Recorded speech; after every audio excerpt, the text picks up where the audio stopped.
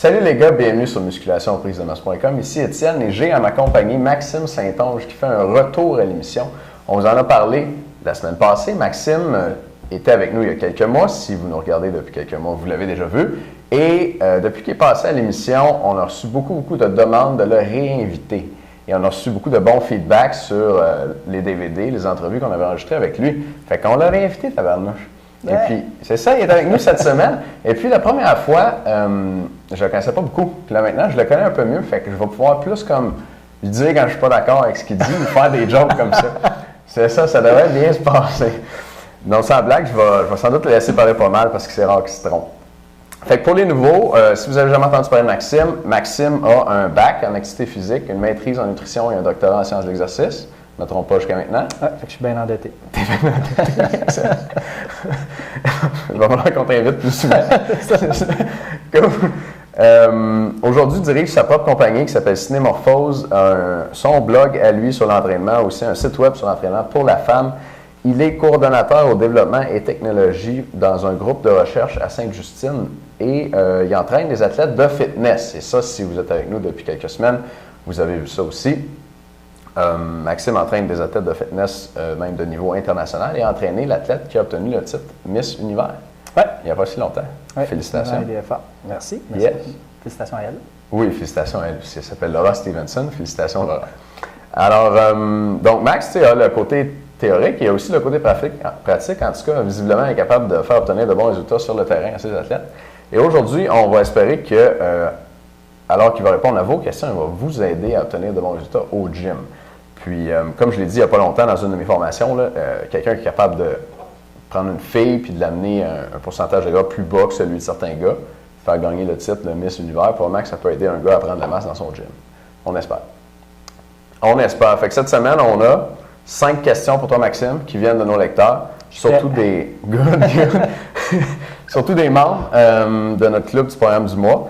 Et après avoir répondu aux questions, je vais passer Maxime en entrevue aussi. Donc, si vous êtes avec nous depuis un petit moment, vous savez comment ça fonctionne. Il va y avoir 3 entrevues avec Maxime. La première fois, Max nous a parlé de prise de masse et de perte de poids, plus dans une approche pour les débutants, pour les gens qui commencent. On a couvert les fondements de la prise de masse et de la perte de poids. Et puis, en général, quand tu essaies de prendre la masse et ça ne marche pas, c'est souvent parce que tu te trompes dans les fondements. Ouais. Mais aujourd'hui, à ce temps que c'est fait les fondements, on va s'attaquer à quelque chose qui est peut-être plus trippant ou plus intéressant, c'est les trucs avancés. On va parler de méthodes avancées.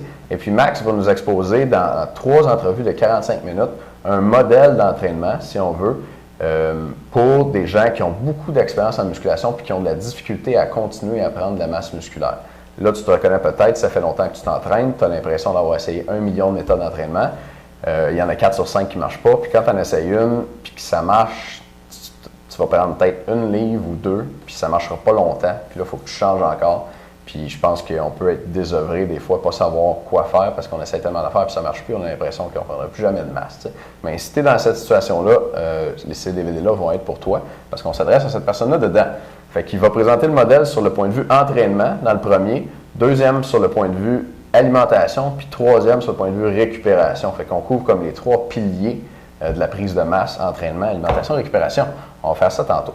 En plus, après chaque entrevue, je vais shooter à Max 10 questions rapides qui viennent du sondage. On vous a envoyé un sondage pour savoir qu'est-ce que vous vouliez que Max dise. Fait que Max nous présente son modèle, fait qu'il va nous dire ce qu'il veut nous dire, puis après ça, on va lui demander de nous dire ce que vous voulez qu'il dise. Fait qu'on a les deux, puis ça va être fait après les entrevues. Cool? Fait que si vous êtes prêts, on va y aller pour la première. Good. Prêt, Max? Toujours. Toujours. Let's go. Donc, question de Sébastien de Montréal, 36 ans. Sébastien est membre avec nous. Merci. 8 ans d'expérience en musculation, 5 pieds 9, 145 livres. Ne connaît pas son pourcentage de gras. Sa question, pour chaque exercice, je cible faire 3 séries de 10 répétitions. Pour certains exercices, j'ai ce problème. La première série est trop facile, je pourrais faire 13 répétitions. Et la dernière est difficile, je ne peux en faire que 7. Est-ce que je devrais varier ma charge à chaque série en la diminuant pour chacune afin de maintenir 10 répétitions? Ou bien augmenter la charge de la première série et prendre plus de temps de récupération pour être en mesure de faire 10 répétitions à chaque série? Bonne question. On commence en douceur. Hein?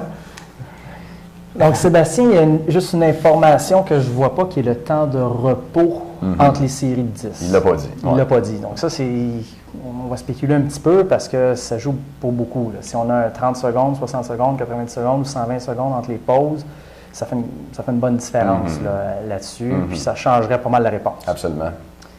On va prendre pour acquis qui prend 60 secondes à peu près. Habituellement, c'est pas loin d'être ça. Là. Moi, je ne vois pas que c'est un problème majeur. On a souvent tendance à souhaiter avoir c'est 10 répétitions qu'il faut que je fasse. Si je n'atteins pas 10, je ne suis pas dans ma plage, là, je ne suis pas dans les objectifs, ça ne marchera pas. Personnellement, là, qu'on soit à 8, 9, 10, 11, 12, à plus ou moins 2 répétitions de notre cible, moi, je trouve ça très, très acceptable, tant que c'est une série qui est maximale. C'est-à-dire que je n'arrête pas à 8 puisque ça ne me tente plus, puis je devrais arriver à 10, puis ça fait pareil. Pas tout à fait ça. Là. Je suis arrivé à 8, puis je saigne du nez à 8, puis je suis supposé me rendre à 10. Moi, je garderais ça à peu près là.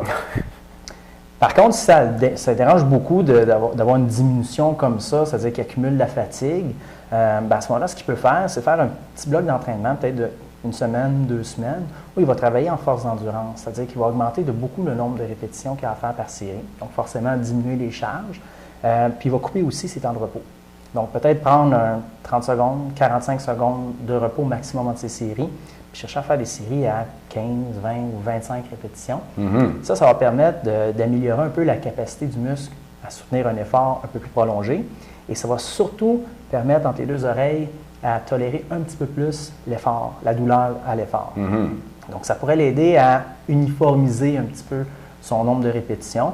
Mais, bon, mis à part qu'on ne connaît pas les temps de repos, là, moi, je ne trouve pas que c'est dramatique d'arriver peut-être au début d'être capable de faire 13 puis de finir à peu près à la dernière à 7. Je ne pense pas que ça va être ça qui va faire qu'il n'y aura pas de résultat. Là. Tant que les séries sont maximales, c'est ça l'important. C'est ça c'est conditionnel à ça. C'est sûr que s'il prenait 3 minutes de break entre chacune de ces séries puis qu'il y avait une diminution comme ça, là, il y aurait un problème, c'est-à-dire que la récupération ne se fait pas du tout. Donc là, il faudrait mettre le doigt là-dessus. Mais si c'est des repos incomplets, donc aux alentours de 60 secondes, moi, ça ne m'inquiète pas tant que ça. Très bien. OK, les gars, on va avoir une deuxième partie pour les membres seulement. On va faire ça dans un instant avec Max. Je vous parlais des DVD tantôt. En général, quand on a un invité comme ça, il va y avoir une page d'information avec un long texte qui vous présente l'invité, qui vous dit ce qu'il y a dans les DVD. Comme ça va sortir la semaine prochaine, ou en fait, nous, on filme ça aujourd'hui, mais vous allez voir ça la semaine prochaine, ça ne sera pas prêt. OK? Fait que vu que ça ne sera pas prêt, je vais les rendre disponibles quand même, le format un petit peu raw, là. Puis, il n'y aura pas... rien, là. Non, il n'y aura pas de montage, il n'y aura pas rien. Okay? Ça va être juste le contenu des entrevues, puis ils vont être moitié prix. Fait que dans le fond, au moment où vous regardez ça, les entrevues sont disponibles à moitié prix, mais il n'y a rien autour. Okay? C'est juste les entrevues telles quelles. Puis l'information pour ça va être en dessous de vidéo. Fait que Max, on se reparle dans un instant pour la suite de la question avec Sébastien. Merci de nous écouter, les gars. Restez avec nous cette semaine pour plus de capsules avec Maxime Saint-Onge. Bye!